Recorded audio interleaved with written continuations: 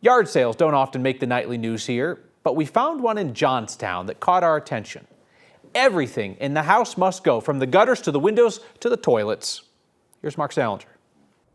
People walking down or coming down this neighborhood have got to look at this and just say, what in the world? The trailers parked on these front lawns in Johnstown don't look like your typical moving vans. Then again, this isn't your typical move. Going through this part of it tears my heartstrings every day. Holly Sturgeon knows she has about a month left in what was supposed to be her forever home.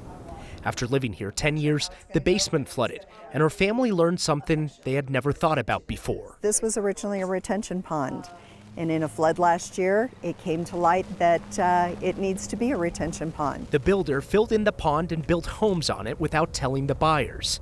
After the flood, the town of Johnstown decided they had no other choice but to buy 4 homes back, bulldoze the land, and rebuild the detention pond. Up until about a month ago, I probably cried, and you can hear me choking up about it now, but I probably cried almost every single day about the thought of tearing this apart. Holly has come to terms with the reality now, so she's parting way with everything before the dozers move in. All the lighting fixtures had pendant lighting here. I've sold toilets, I have sold garage doors. Literally everything. Siding, gutters, everything's for sale. The living room furniture already sold, so the patio chairs moved inside. Today, they're tearing down the deck. Make me a moderately small, reasonable offer, and it is absolutely yours to take and go home with. Everything must go, but it's hard to part with all the memories here. I'm gonna miss it. I mean, I look out here, I look at our neighbors. That's the hard part. Moving is never easy. It's even harder when there was no choice. When you sell a house, you clean it really good for the next person.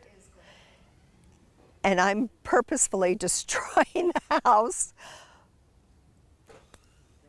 And that's pretty different. I hope nobody ever goes through this because it's not a comfortable feeling at all.